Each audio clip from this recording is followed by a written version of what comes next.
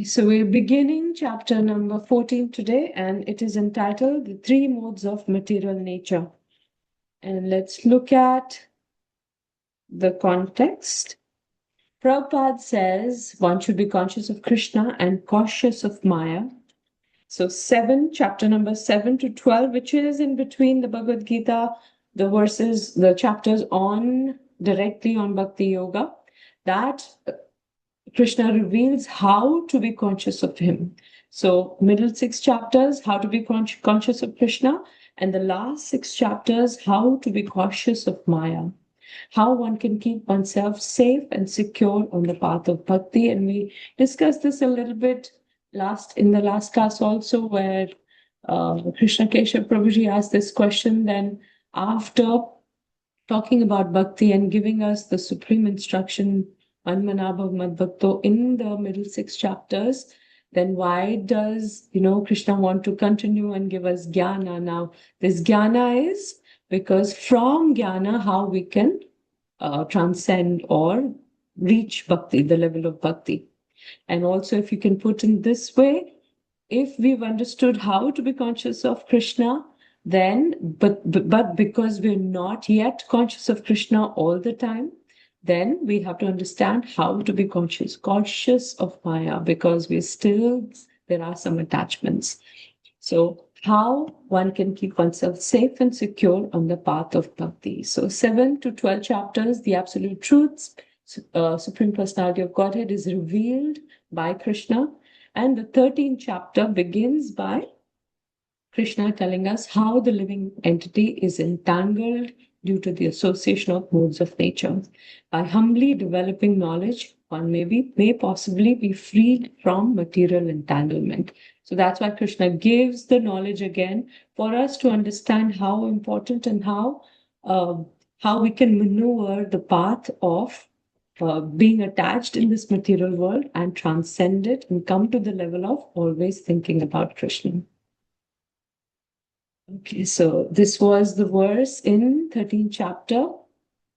The living entity in material nature thus follows the ways of life, enjoying the three modes of nature. This is due to his association with that material nature. Thus, he meets with good and evil amongst various species. So we are here after understanding how the level of Shuddha or pure goodness is where we want to reach, but because we're still not there, and why we're still not there, we're still here in this material world attached, right? Just recently, I was listening to Hari Parshil Prabhuji's class, and in the class, he was talking about this same subject matter. And then one person said, they were talking about initiation, how when we take initiation from a guru, it is said that soon after initiation, because all the sins are taken away, then we should become liberated, right? When all our karma is taken care of, right? It is kind of destroyed, all our karma is destroyed. Then how is it that we're still living? Because this body is made of prarabdha karma. So if everything is destroyed, then we should also, just disappear, liberated. But it hasn't happened. Why? Because we're still here in the material world. All of the karma has not yet has been destroyed. So he spoke about how aprarabdha karma is totally destroyed at that time, which is like a go down of all the sinful reactions that we still need to get. It's like a big storehouse where all the seeds are there, and every birth that we take, Prakriti takes a few of those seeds and gives them to us so that in this lifetime we can get those reactions. It's like, and remember the Kutam, Bijam, Falonmukham, that cycle that we did? So Prakriti takes from aprarabdha karma. Aprarabdha is the storehouse of all the reactions that we still need to get. So from that storehouse of, we take the example of seeds in the Godown. Some are taken by Prakriti and given to us in this birth so that we can go through those reactions. Now, what happens when we take to bhakti seriously, we take initiation, that go down Prakriti of all the reactions is there's fire in that go down and all the seeds are burnt. So those are destroyed. And then comes the Kutam, which were taken already. They were not yet destroyed because Prakriti had already taken and given to us in this lifetime. But the Godam is destroyed. Now, this Kutam is the next thing that will be destroyed. After that, the Bij. So Kutam, Prakriti had taken some seeds, and Bijam is the Bij were the seeds were sown. So they're already sown. The next level of destruction would be for the Bij, that Bij that has been already sown, those will be destroyed. And after that, the Prarabdha karma that we are going to face or are facing, the meaning the plant that already has fructified, that will be destroyed in the end, Palonmukham. So it goes in this order, the destruction goes in this order, but it happens to the level of our sincerity. To the degree we are sincere in bhakti and we are determined and we're following everything that is, given through the Shastras, through our gurus, to that degree, till the level of from aprarabdha to prarabdha, all these reactions will be destroyed. Kutam, Bijam, and Phalon. So really profound and very, we should make notes and keep these so we can refer again because we'll forget.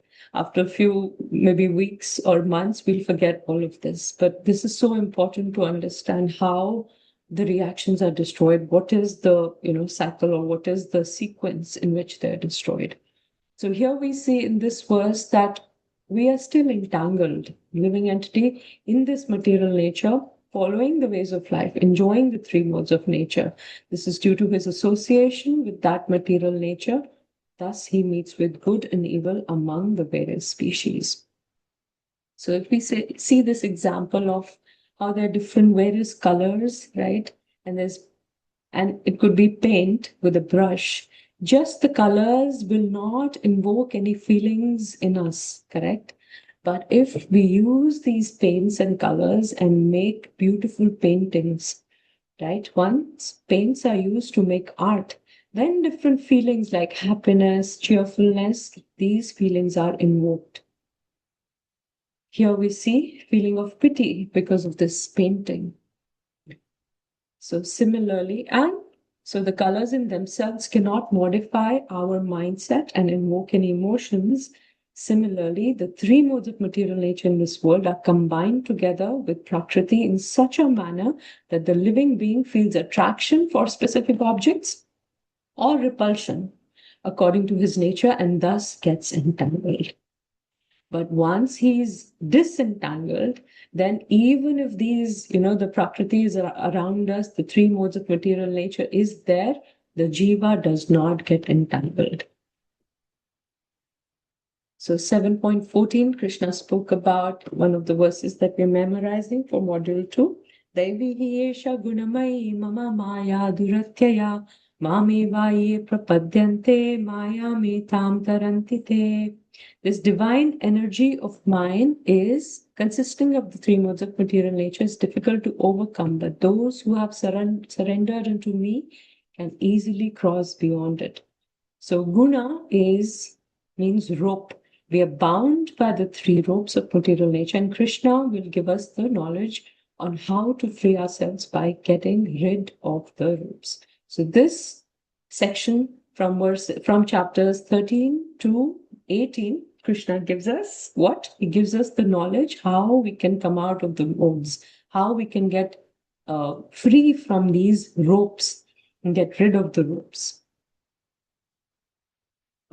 14th chapter, one that we're starting now, Krishna explains what are the modes of nature, how they act, what are the characteristics of a person associated with a particular mode, how they bind us, how they give liberation. So, Baldev Vidyabhushan, he says the 14th chapter explains that the gunas are a cause of bondage, that they give three results, and that they are destroyed by devotion to Krishna.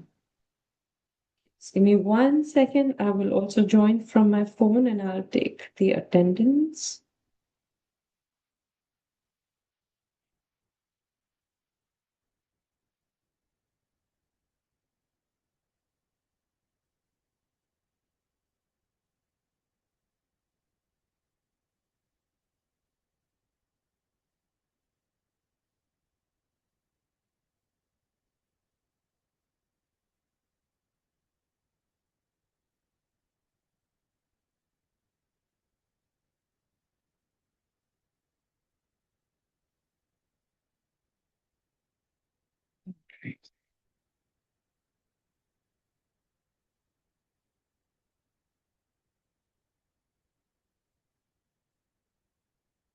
Okay, so this is the overview of the 14th chapter, the verses, how they're divided. From first to 13 verses, how the soul is conditioned by the modes. First and second verses, glorification of the knowledge, which Krishna has done earlier also. He begins a chapter by glorifying the knowledge. He did that in fourth chapter also in the ninth, I think. So he's done that before also. Again, he's doing that. First two verses on how glorifying this knowledge. Then third to fourth verses, how the soul contacts matter. Fifth to ninth verses, how the modes bind the soul. And 10 to 13, identifying the modes dominating us by the principal characteristics. Okay. So let's begin. In the first two verses, Krishna glorifies the knowledge that he's going to reveal in this chapter, similar to the way he's done in 4th, 7th, 9th, and 10th chapters. Okay, 14.1, let's recite the verse. Shri Bhagavan Uvacha Param Bhuya Pravakshami Jnananam Jnanam Uttamam Yajgyatva Munaya Sarve Param Siddhim Ito Gataha. You can unmute and read the translation, please. Supreme Personality of Godhead said, "Again I shall declare to you this supreme wisdom, the best of all knowledge, knowing which all the sages have attained the supreme perfection." Hare Krishna. Hare Krishna. Our acharyas also tell us that that supreme knowledge Krishna has already given in the ninth chapter, right? Manmana bhav mad bhakto. Krishna has already spoken. Now the knowledge that he is giving us is how we can reach to that stage by getting free from the modes of material nature. So the glory of the knowledge explained in this chapter, this knowledge is far, far superior to all other processes of knowledge explained so far in all other chapters. Meaning one, by Baladev Vidyabhushan. Again, I will speak more knowledge, which is different from the knowledge just spoken, which is, this is Param. This knowledge concerns the gunas and is included in the knowledge of Prakriti and the Jiva. It is the best among all topics of knowledge concerning the Jiva and Prakriti. It is similar to fresh butter extracted from yogurt. And then meaning two is the process by which one gains knowledge that I previously spoke, I will describe again in a different way. Among the processes of attaining knowledge, such as austerity, this is the most excellent or param uttamam because it contains all the other practices. Vishwanath Chakravarti Thakur says, knowledge here means teaching by which one gains knowledge. Okay. Result of this knowledge is various great sages attained perfection, got transferred to spiritual world.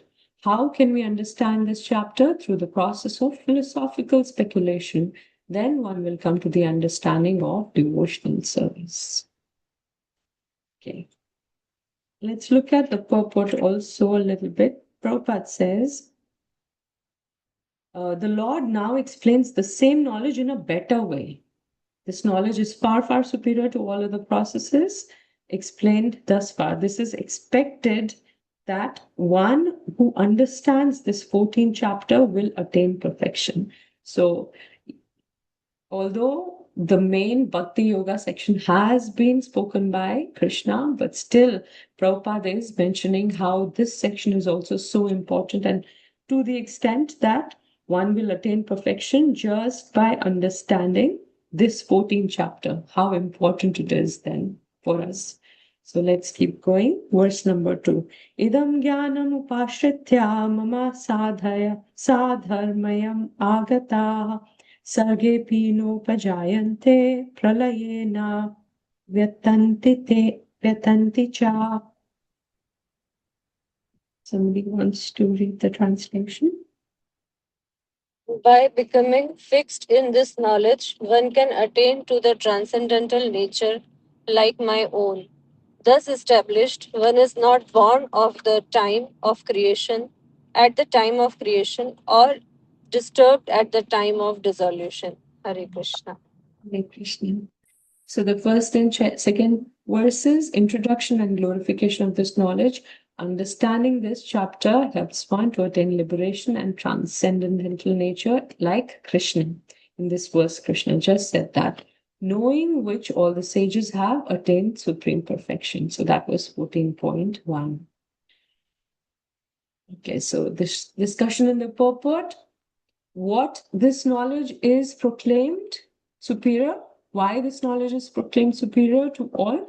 Understanding the conditioning of the three modes is a powerful tool to assist one on the path of self-realization. By this knowledge, many sages attained perfection and transferred to spiritual world. One can attain a transcendental nature like Krishna and thus attain liberation. Whoever understands chapter 4 will attain perfection. So this is all coming from the purport, first and second verses. What is the result of such learning? Freedom from material entanglement. One comes to an understanding of devotional service. How to understand this chapter? Through the process of philosophical speculation. What was revealed in chapters 7 to 12, Krishna reveals in detail about himself as the absolute truth and supreme personality of Godhead. When I started book distribution, this was all the way back in 2010, I think, 10.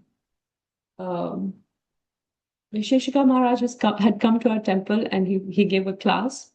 And then this was Saturday night, I think. And Sunday morning, again, there was this seminar on book distribution. I had no idea what book distribution is. I had no interest in book distribution. I just started coming to the temple in 2009, I think, regularly. 2008 and I started. So when this seminar happened, I came because a day earlier I heard Visheshika Maharaj's lecture and I was so impressed. It was just, I mean, the lecture was amazing. So I was like, okay, whatever the seminar is, I want to attend because he'll be speaking. So I came the next day morning, attended the seminar on book distribution. And then at the end of the seminar, they said, now we're going to go for book distribution from here. I was thinking I'll just go home now. But then they announced that whoever has not gone before is going for the first time today can go with Visheshika Maharaj. It's like, okay, amazing. Now I want to go because then we had a team of maybe 5 or 6 people, had never gone to or book distribution before. So we were with Maharaj, knocking on doors and seeing how he's distributing books. So I think it was after the third house door, Maharaj told me, now you knock and you will talk, whoever opens. And I was literally, shivering. New in Krishna consciousness, never done book distribution, and now knocking on a door, have to speak about Krishna consciousness, distribute one Bhagavad Gita, and Maharaj is standing right there, seeing me, looking at me, how I'll speak. I was literally shivering. So I knocked at the door, nobody opened it. I was so happy, nobody's in there. And the next house, I was, hoping the next, devotee, Maharaj will tell the next devotee, now you knock. But then again, he said, you knock again because nobody opened earlier, the previous house. So then I knocked again, nobody opened. I was really, really happy. But the third house, yeah, they did open. Then I did speak whatever I could, whatever I remembered from the seminar. But after coming back home, I memorized all the dialogues that you have to speak when you go book distribution from that seminar. I was watching it again and again and again. I wanted to, perfect it because I was thinking next time if Maharaj is there and he watches me, I don't want to make a fool of myself. It was really nice. Those times when we were going book distributing almost every weekend was amazing. I don't know where I just deviated. Mataji, this was in India or America only? Here, Prabhu, in America. There you cannot knock the door of. It is dangerous, we no? can. We were doing. We go door to door. America. Oh yeah, Every- this is what I was wanting to share because Maharaj Yeah. said every door we knock and when they open, we will understand which mode of material nature they're in. So sometimes you'll see that if it is an Indian family, you'll smell the incense. from the house. You know that, this is mode of goodness. They do some worship, and, and the smell, the kind of clothes they're wearing, the way they speak to you, the layout of the room, how it is cluttered or not cluttered, very clean. So that's what I was remembering, what Maharaj was teaching us about modes of material nature and how we can understand them. So by understanding this chapter and coming in contact with people day to day, in our day to day life, we can understand which mode who is in very practically. So yeah, that's where I was wanting to come to, and that's where book distribution started. That's a topic start. Okay, so Prabhupada says individuality is never lost, acquiring perfect transcendental knowledge, qualitative equality with the personality of Godhead. Even after liberation, devotees don't lose their individual identities. Liberated souls always look to the lotus feet of the Lord. Argument. Some people feel after being freed from material activities of material form, spiritual identity becomes formless. Just as there is material variegatedness in this world, in the spiritual world also there is variegatedness. Those in ignorance of this think that spiritual existence is opposed to material variety. But in spiritual sky, one attains a spiritual form.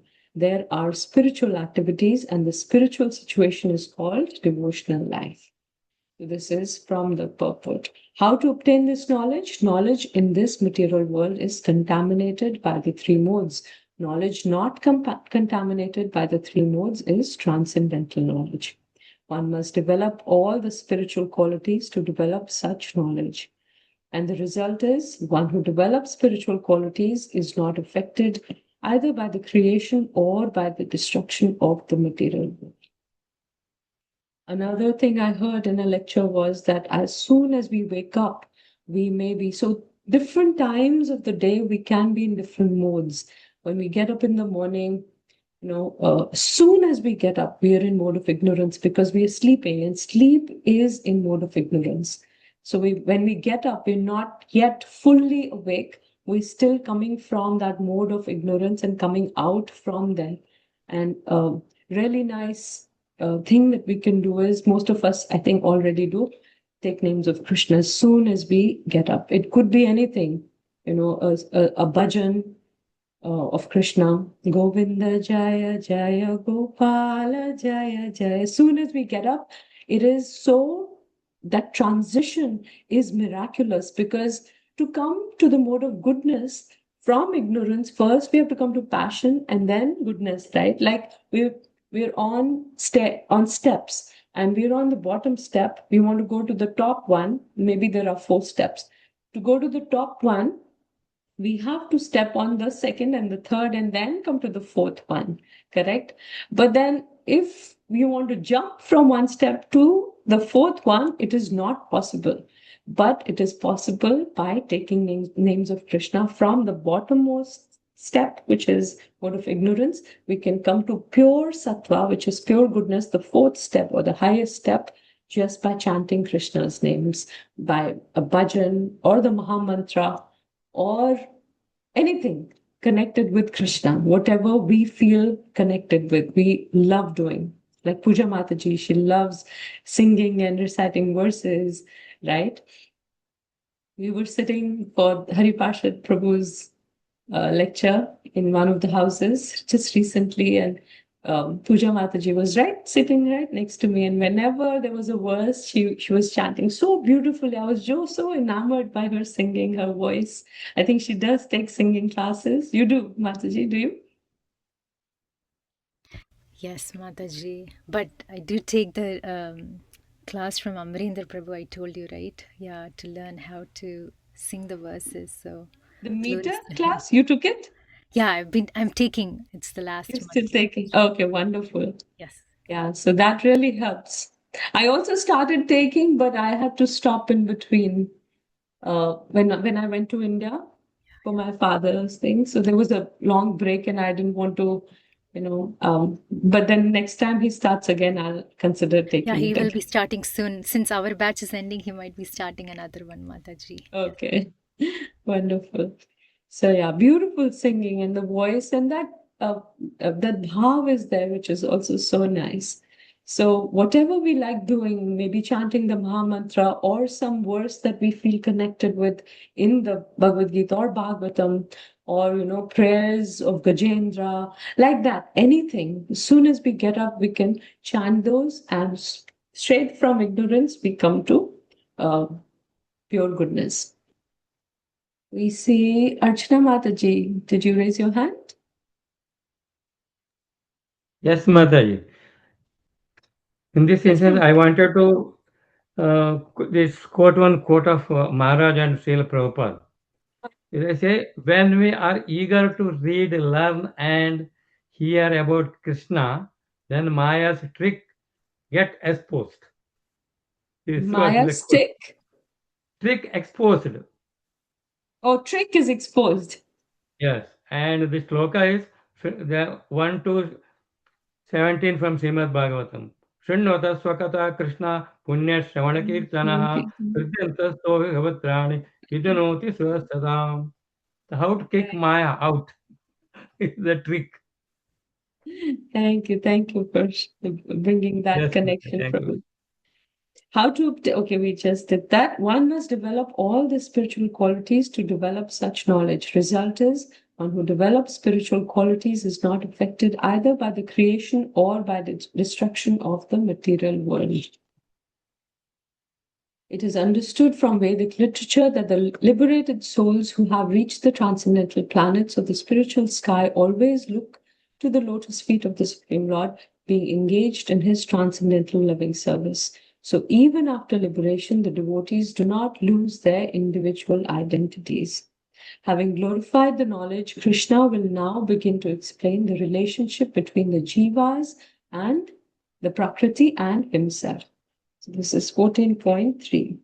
Mama yonirmahad brahma tasmin garbham dadamyaham sambhava sarvabhutanam tato bhavati bharata. The total material substance called Brahman is the source of birth, and it is that Brahman that I impregnate, making possible the births of all living beings, O son of Bharata. So Prakriti is called Mahat because it extends through all place and time continuously. It is called Brahma because it is the cause of expansion. So Prakriti is called both of this, Mahat and Brahma. And we can go through these notes later, but we'll touch upon the last section, which you see highlighted in yellow, because that's one of the homework questions that you'll get. Prabhupada talks about this example in the purport. He says, so this example is given. Scorpion lays eggs in piles of rice. That doesn't mean that rice is the cause of scorpion. So when the scorpion little babies are born from those eggs, in from the rice, it doesn't mean that the scorpions are coming or the rice is the cause of the birth of the baby scorpions, because the eggs were laid by the mother scorpion in the rice. That's how the babies are born. But it is not, it looks like they're coming from the rice, but actually they're coming from the rice because the eggs were laid there. Similarly, the material nature is not the cause of the birth of living entities. Seed is given by the Supreme Personality of Godhead, and the living entities only seem to come out as a product of material nature. Material nature creates the body of the living entity according to his past activities and desires. Easy to understand, right? Any questions or reflections on this? Because we'll be writing the answer. Okay. Should we move on? Okay, so Prabhupada says, what is material nature? The 24 elements. Together they constitute Mahat Brahma, or the great Brahman. Mahat Tattva is the total cause of total cosmic manifestation, consisting within itself the three modes of nature. So this is what Mahat Tattva is, consisting of the modes of nature. And once Lord Vishnu, Mahavishnu, when he's creating, then it comes into effect. Otherwise, it goes back within his being. 14.4, again, the verse that we will be trying to memorize from this chapter. Sarva yonishu kaunteya murtayaha sambhavantiyaha tasam brahma mahadyoner aham bija pradhapita. Who wants to read the translation? It should be understood that all species of life, O son of Kunti, are made possible by birth in this material nature, and that I am the seed-given father. Hare Krishna. Hare Krishna. So how the soul comes into material world and is placed within the modes of material nature is what is described in the verses 3 and 4. Material nature is the mother supplying living entity with the body, and the Lord puts him there by his potent glance and thus impregnates the material nature with the seed. Okay, so same thing, you can read this later, notes from the purport. Prabhupada says, Supreme Personality of Godhead, the original father of all living entities. Living entities is the combination of material and spiritual nature, where all the living entities are situated, not only on this planet, but on every planet, even on the highest, where Brahma is situated, within earth, within water, within fire. On what basis do they come? According to their past deeds. So this is coming from the purport. Prabhupada also says, the total material substance called Brahman is the source of birth, and it is said, it is that Brahman that I impregnate, making possible. Oh, sorry, this is the translation. Sonia Mataji, you raised your hand? Yes, Mataji, Hare Krishna. Hare Krishna. Mataji, so Krishna is saying that he's the seed-giving father for that soul that's coming into the material world. Is there a connection with the person who's conceiving the seed, like the mother and the father and the family that the seed is going into? Is there a connection of the past activities of the two entities coming together? Like Krishna, Prakriti also decides that where this seed will be sown based on the past activity. So the two have a connection there. Yes, which family? And we have understood this from the past two verses that we did.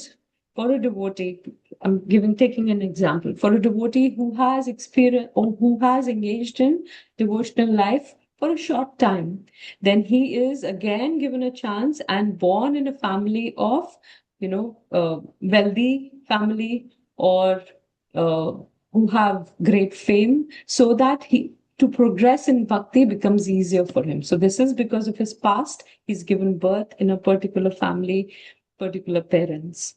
And if he's engaged in bhakti for a long time before taking birth, without reaching perfection, he has to take birth again. Then in a family of brahmanas, where it is very, very easy. That gaining of knowledge comes really easy. Nobody loses what they've done in their past life in bhakti. So they begin from where they've left off. So people who have engaged in bhakti for a long, many, many years, and then they have to take birth again, will come in a family of brahmanas or people who already have so much spiritual knowledge, where the progress becomes really, really easy and simple for them. So this is one example for in devotional life. But according to the past, whatever sins or good deeds we've done, that is where we've placed according to that, which family, if person who's really sinful, has not done any charity, maybe born in a very, very poor country where, he has to go through all the hardships like that. And it is very, very difficult. Krishna has also spoken about how karma is so difficult to understand. It is very complicated and difficult to understand. Yes. Thank you, Mataji. Hare Krishna. So let's keep going. The next section, 5th to 9th verses, overview of the modes. The living entities become conditioned by that material energy which consists of the three modes of material nature. How the modes condition, and the modes of passion and ignorance and goodness, all of them, how they condition. And the summary, the modes of goodness conditions one to happiness, passion to fruitive activities, and ignorance to madness. So, Hare Krishna Mataji. Yes, Prabhu. Hare Krishna Mataji. Yes, Prabhu. Hare Krishna. I wanted to give one small this opinion, whether Krishna wants us to be in Maya or he doesn't want. Naturally, he doesn't want, no? And in Bhagavatam, 2nd canto, 9th chapter, he says, sloka number, chapter number 9, sloka number 1. He says that the living entity is partially independent, so he may not be willing to serve the Lord, but may try to become an independent as the Lord is. So all the non-devotees or living entities are desirous of becoming equally as powerful as the Lord. They are not fit to become so. So the living entities are illusioned by the will of the Lord because they wanted become like him. So because the jiva wanted to lord over the this nature, Krishna willingly puts us into Maya. That's why we all are here, Prabhu, in this material world. Willingly Otherwise, puts we would have and been there with him in the spiritual world. willingly he supports us. Okay, go and enjoy. And they give the example of moon. The mother and father are showing the artificial moon in the mirror to the baby. See, that is the moon. Like that. That is the enjoyment. Maya is the go and enjoy. So how And that beautifully it is is. the consciousness of people or of the living entities when they come in the material world. Krishna has Yes. illusioned us because we want to enjoy separately. Now everything revolves around us. My family, my house, how I can enjoy. All this is, due to our false ego that I'm the enjoyer. Yes, thank you, Prabhu. Okay, so let's Prabhupada keep. has put it so beautifully. So I was wondering how it is. Second chapter, second canto, he only wrote all this, purports. Personally wrote it. Yes. How beautifully you are. Krishna supports us. Okay, go and enjoy. Hare Krishna Mataji. Hare Thank you. Krishna. Thank you, Prabhu. Okay, so this is 14.5. Sattvam rajas tama iti guna prakriti sambhava nibhadnanti mahabhaho dehe dehinam avyayam. Let's have somebody read the translation. Material nature consists of three modes: goodness, passion, and ignorance. When the eternal living entity comes in contact with nature, O mighty armed Arjun, he becomes conditioned by these modes. Hare Krishna. Prabhupada, Hare Krishna. Prabhupada says the living entity, because he's transcendental, so the jiva soul is transcendental, has nothing to do with this material nature. Still, because he has become conditioned by the material world, he's acting under the spell of the three modes of material nature. Because living entities have different kinds of bodies in terms of the different aspects of nature, they're induced to act according to that nature. This is the cause of the varieties of happiness and distress. So, having a particular body because of our past, now in this body, because of the nature and the mode that we're in, we will be the jiva is conditioned to varieties of happiness and distress. So, beautiful purport here also. Let's keep going. So these are notes. And here example is given. The cloth may be white, but when it is soiled, it appears black. Similarly, being soiled by matter, the soul puts on extraneous deformations. The various bodies that we get are extraneous deformations. to that pure Jiva soul. This bondage is due to no other cause but the souls being under the influence of matter. By the grace of the Supreme Lord alone, who is beyond both, can the soul achieve liberation from this vicious cycle. Soul's contact with matter binds us, and soul's contact with the Supreme Lord liberates us. 14.6 Tatra sattvam nirmalatvat prakashakam anamayam sukha sangena badnati jnana sangena chanaga. Somebody needs to unmute and read. O sinless one, the mode of goodness, being purer than the others, is illuminating and it frees one from all sinful reactions. Those situated in that mode becomes conditioned by a sense of happiness and knowledge. BG 14.6. Hare Krishna. Hare Krishna Mataji. Okay, so mode of goodness, being purer than others, is illuminating. It frees us. It frees one from all sinful reactions. Those situated in mode of goodness become conditioned by a sense of happiness and knowledge. So, Prabhupada says, scientists and philosophers and poets, they're proud of their knowledge. Sense of advanced happiness binds them and keeps them in repeated birth and death. Feel a sort of material happiness because of improved living conditions. What causes the sense of happiness? Because one is more or less free from sinful reactions. Destiny, no likelihood of liberation. So even from mode of goodness, where there is happiness, but they're bound to that happiness, that sense of happiness. They're free from sinful reactions. That's why they're experiencing happiness.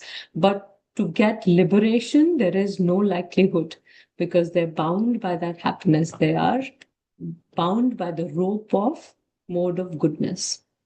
How mode of goodness binds the living entities? The best example of goodness, who are the representative type of goodness? How the three types of conditioned living entities act. So goodness is in goodness, people are happy. In passion, people are active. In ignorance, people are helpless. Brahmana represents mode of goodness. So a Brahmana, who is the Varna in the society, he is in the mode of goodness. So Baldev Vidyabhushan says, what is this knowledge and happiness mentioned here? Knowledge is knowledge of the real nature of material object, and happiness is tranquility of the senses and body. So this is not the happiness of Brahman or spiritual happiness. This is happiness experienced in the material world, in material nature. Prabhupada says, okay, we just did that. Characteristics of mode of goodness. One becomes wiser than other, and those otherwise conditioned, not so much affected by material miseries, has a sense of advancement in material knowledge. The representative type is Brahmana, who is supposed to be situated in the mode of goodness, sense of happiness due to being more or less free from sinful reactions, greater knowledge and a greater sense of happiness. Okay. We read all that. Let's keep going. 14.7. Rajoragatmakam vidhi Trishna Sangha Samudbhavam Tannibandnati Konteya Karma Sangena Dehinam.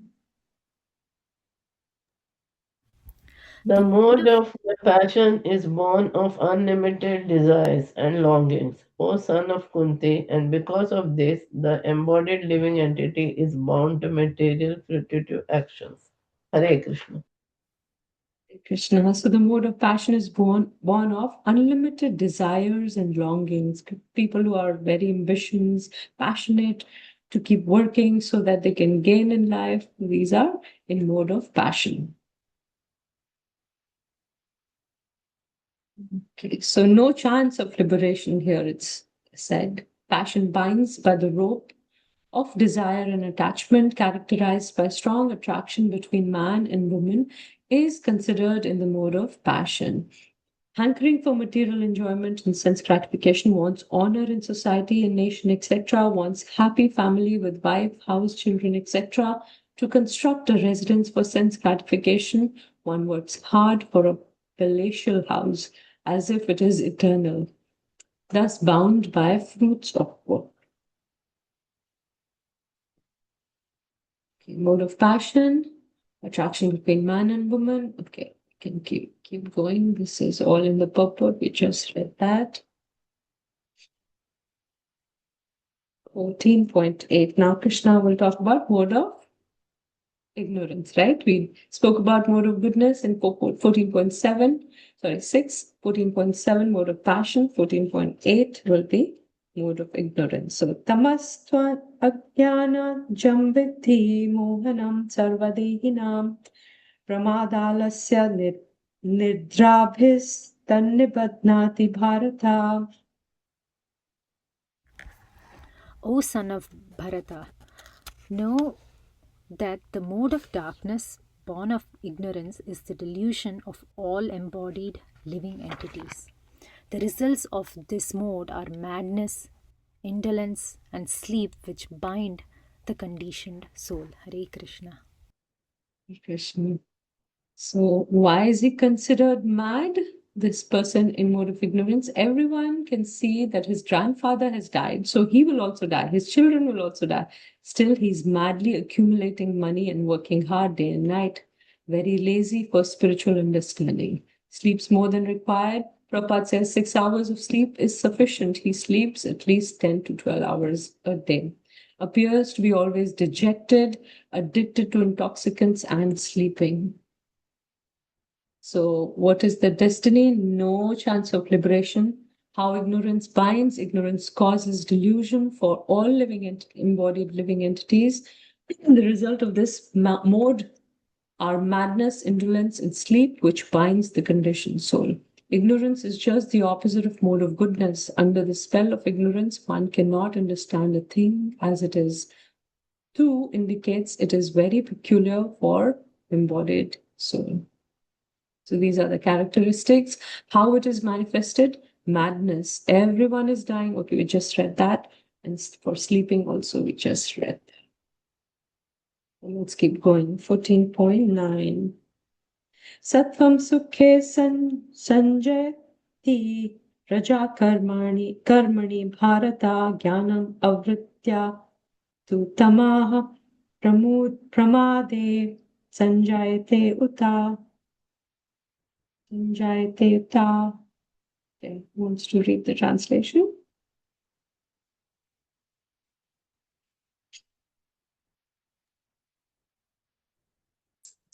O son of Bharata, the mode of goodness conditions one to happiness, passion conditions one to fruit of action, and ignorance, covering one's knowledge, binds one to madness. Hare Krishna. Hare Krishna. Okay. Goodness conditions one to happiness, passion conditions one to fruitive action, and ignorance covering one's knowledge binds one to madness. Prabhupada says the mode of ignorance covers knowledge. In the mode of ignorance, whatever one does is neither good for him nor for anyone else. So in the purport, Prabhupada is saying a person in mode of goodness is satisfied by his work or intellectual pursuit, just as a philosopher, scientist, or educator may be engaged in a particular field of knowledge and may be satisfied in that way. A man in the mode of passion may be engaged in fruitive activity. He owns as much as he can and spends for good causes. Sometimes he tries to open hospitals, give to charity institutions, etc. These are signs of one in the mode of passion, and the mode of ignorance covers knowledge. In the mode of ignorance, whatever one does is good neither for him nor for anyone. So move to the next presentation. Well, we'll do these 4 verses from verse number 10 onwards. Okay. Rajastamascha vibhuya चाभिभूया सत्वं भवन्ति भवति भारता रजसत्वं तमश्चैव तमसत्वं रजस्तथा. Sometimes the mode of goodness becomes prominent, defeating the modes of passion and ignorance, O son of Bharata. Sometimes the mode of passion defeats goodness and ignorance, and at other times ignorance defeats goodness and passion. In this way, there is always competition for supremacy. So competition between the modes. Modes are not constant in their influence upon the living entity. According to our karma, our work, our association, our choice of food, and so on, a particular mode becomes predominant within us. In this way, there is always competition for supremacy within the modes. So you might have noticed the day you eat a little khatta, spicy, there is a little bit change in consciousness, right? Sometimes we feel that, oh, why did I get so angry? It could be because of the food that we ate. It was so spicy, maybe pungent or whatever. So anything we eat or people we associate with, the work that we do, everything brings some repercussion, and that makes one mode go up or down, the other one down, like that. Is always competition. The modes appear and disappear according to operation or exhaustion of old karmas. The prominence of certain mode is manifested in one's dealings, activities, etc. One who is actually intent on advancing in bhakti has to transcend these three modes. Going beyond the prominence of modes, when mode of passion is prominent, mode of goodness and ignorance are defeated. Similarly, for the other modes, one who is actually intent on advancing will want to transcend the modes. In what ways the prominence of a certain mode is manifested? In one's dealings, activities, and eating. That's why eating, we lay so much stress. Activities, we all know. We all want to do more and more seva. That's how we transcend the modes. Because we're acting in or serving in Krishna consciousness, then we're transcending the modes. Straight, direct seva. And eating also, we all have understood from Prabhupada, from our Gurujanas, how eating prasadam is important. When we're going out, we cannot, there is no choice. We have to eat out. People do, offer quickly whatever they're eating, and then that's the lowest class that we can have as bhaktas. If we're traveling, we can always carry something that can, last long and have that. And wherever we're going, that's why we have ISKCON temples everywhere in each city, town, prominent ones, and we can have prasadam from there.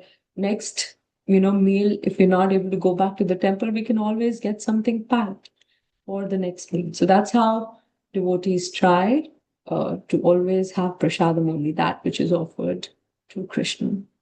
Sometimes we feel that eating in a restaurant, which is a Jain restaurant, is fine.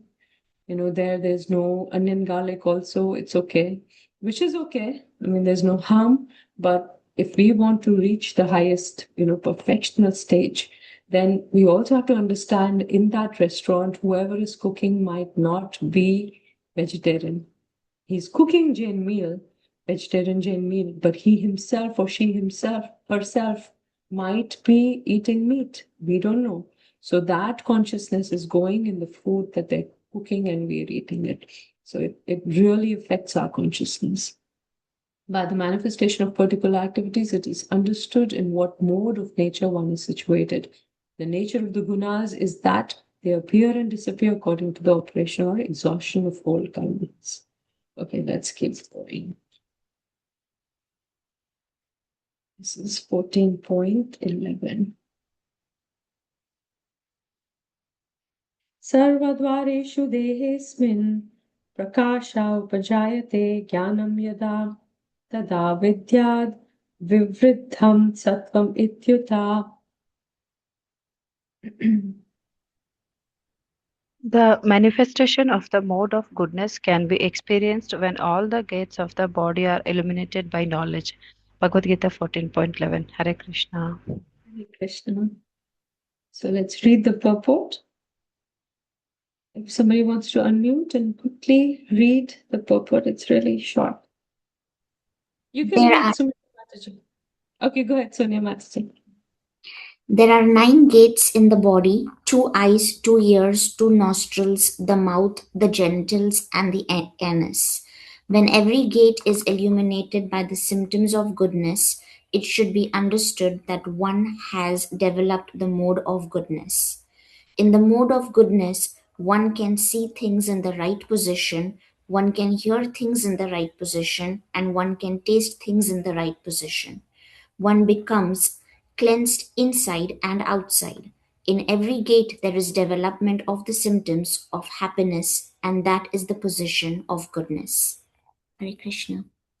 These are characteristics or symptoms of one of goodness, passion, and ignorance, is what Krishna is describing here. So, symptoms here of mode of passion, you can see correct perception and cleanliness inside and out.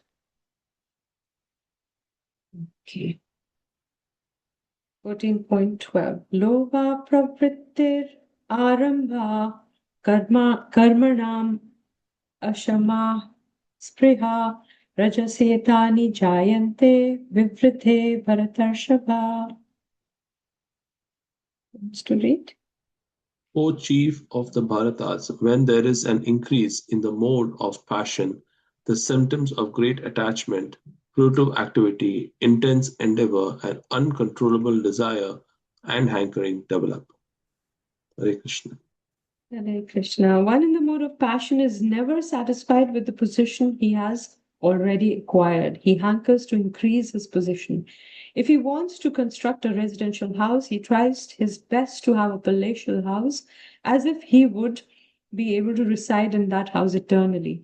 And he develops a great hankering for sense gratification. There is no end to sense gratification. He always wants to remain with his family and in his house and to continue the process of sense gratification. There is no cessation of this. All these symptoms should be understood as characteristics of mode of passion. Okay, let's keep going. 14.13. Aprakasho pravrittischa pramado moha evacha tamasyetani jayante vivriddhe kurunandana.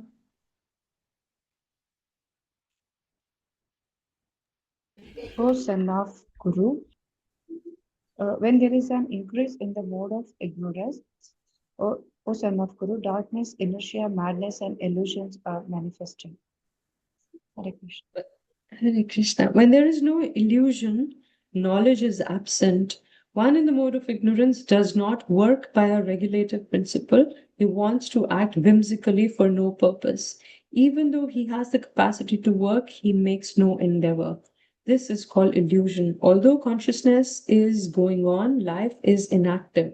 There are symptoms of one. These are symptoms of one in the mode of ignorance. And this will also be one of the homework questions, I think. Characteristics, often the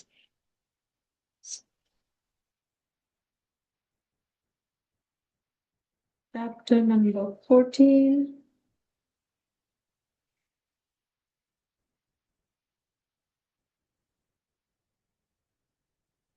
Okay, so first question is explain the analogy of scorpion and its laying of eggs in piles of rice.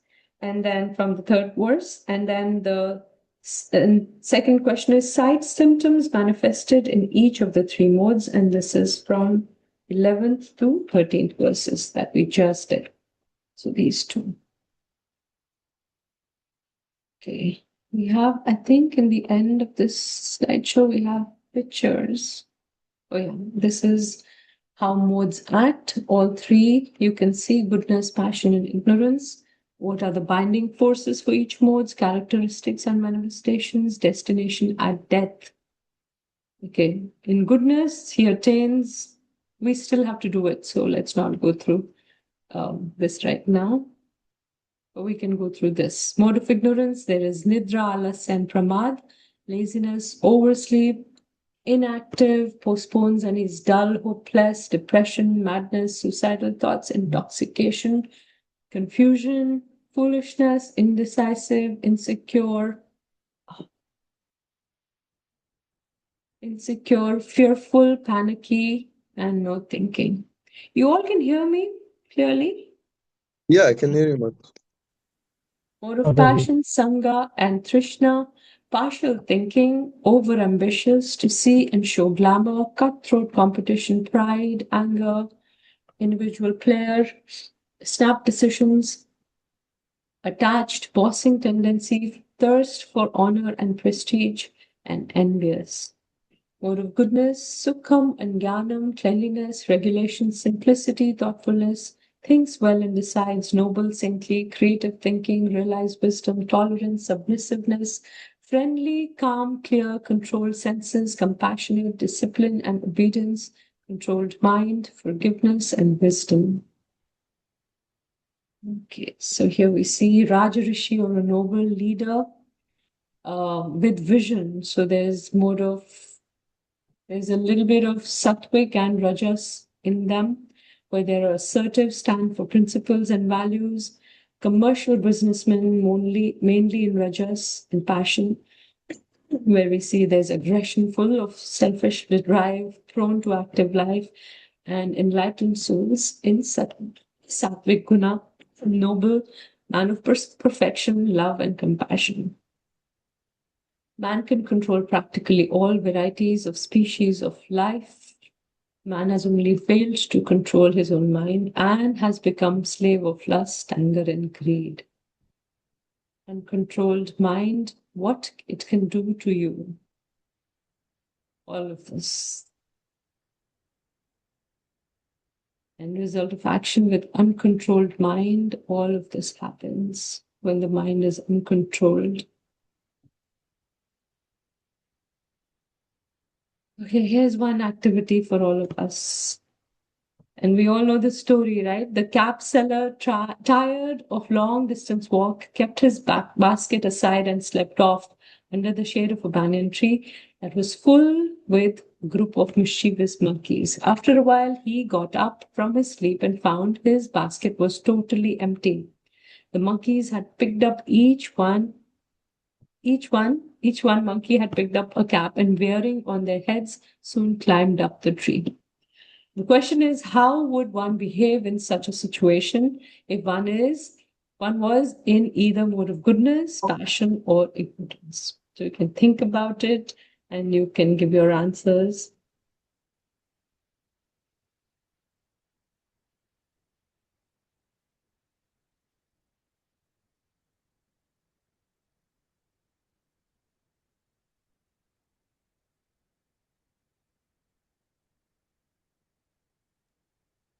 Is it group, Mataji, or just individual? Individual. Individual. Should I create groups? We still have time. Okay, I'll stop share. You know what the question is, right? Wait, let me take a picture. Okay, go ahead. It's okay. It's okay. Yeah. If you rank her, we should tell Mataji. Speak here. I'm making breakout rooms. Oh, okay.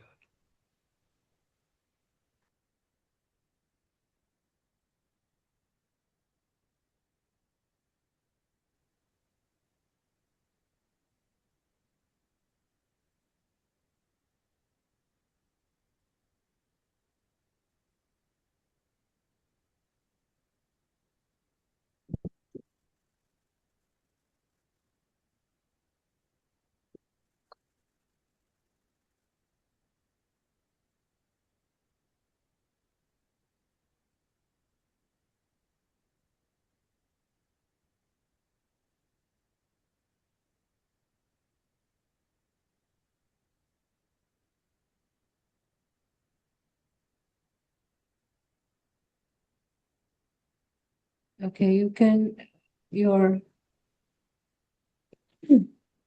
screen will show join, so you can join. We'll just have 5-7 minutes and then we'll come back together.